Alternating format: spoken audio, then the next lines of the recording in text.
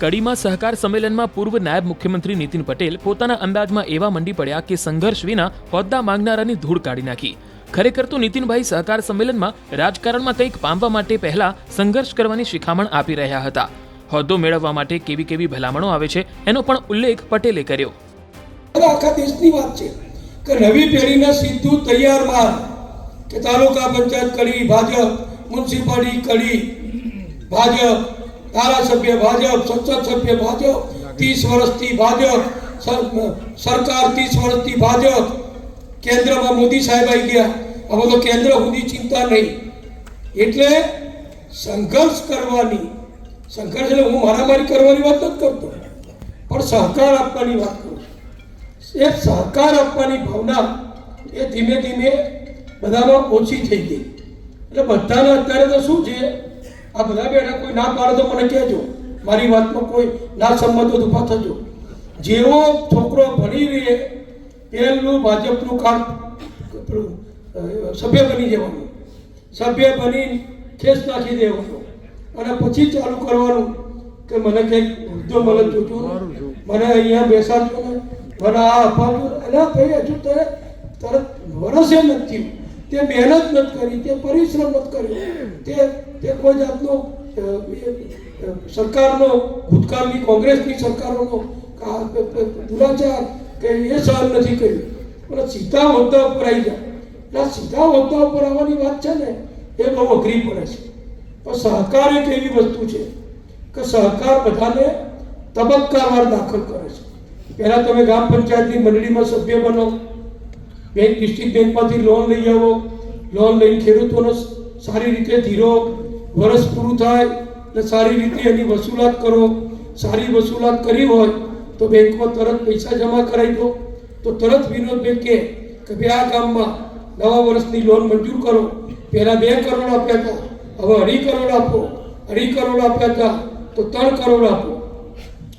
બીજું આપણે મોદી સાહેબની સરકારે 0% વ્યાજ કર્યું છે। કડીમાં સહકાર સંમેલનમાં પૂર્વ નાયબ મુખ્યમંત્રી નીતિન પટેલ પોતાના અંદાજમાં એવા મંડી પડ્યા કે સંઘર્ષ વિના હોદ્દા માંગનારાની ધૂળ કાઢી નાખી। ખરેખર તો નીતિનભાઈ સહકાર સંમેલનમાં રાજકારણમાં કંઈક પામવા માટે પહેલા સંઘર્ષ કરવાની શિખામણ આપી રહ્યા હતા। હોદ્દો મેળવવા માટે કેવી કેવી ભલામણો આવે છે એનો પણ ઉલ્લેખ પટેલે કર્યો। આખા દેશની વાત છે કે નવી પેઢીને સીધું તૈયાર માલ કે તાલુકા પંચાયત કડી ભાજપ, મ્યુનિસિપાલિટી કડી ભાજપ, ધારાસભ્ય ભાજપ, સંસદ સભ્ય ભાજપ, 30 વર્ષથી ભાજપ સરકાર, 30 વર્ષથી ભાજપ, કેન્દ્રમાં મોદી સાહેબ આવી ગયા। હવે તો કેન્દ્ર સુધી ચિંતા નહીં, એટલે સંઘર્ષ કરવાની, સંઘર્ષ એટલે હું મારામારી કરવાની વાત નથી કરતો, પણ સહકાર આપવાની વાત કરું છું। એ સહકાર આપવાની ભાવના એ ધીમે ધીમે બધામાં ઓછી થઈ ગઈ। એટલે બધાને અત્યારે તો શું છે, આ બધા બેઠા કોઈ ના પાડે તો મને કહેજો, મારી વાતમાં કોઈ ના સંમત હોય તો ઊભા થજો। જેવો છોકરો ભણી રહે પહેલું ભાજપનું કામ સભ્ય બની જવાનું, સભ્ય બની ખેસ નાખી દેવાનું અને પછી ચાલુ કરવાનું કે મને કંઈક ઉદ્યોગ મળે જોજો, મને અહીંયા બેસાડજો ને, મને આ અપાવજો। એના ભાઈ હજુ તરત વરસે નથી, તે મહેનત નથી કરી, તે પરિશ્રમ નથી કર્યો, તે કોઈ જાતનો સરકારનો ભૂતકાળની કોંગ્રેસની સરકારોનો દુરાચાર કે એ સહન નથી કર્યું, પણ સીધા હોદ્દા ઉપર આવી જાય। એટલે સીધા હોદ્દા ઉપર આવવાની વાત છે ને, એ બહુ અઘરી પડે છે। પણ સહકાર એક એવી વસ્તુ છે કે સહકાર બધાને તબક્કાવાર દાખલ કરે છે।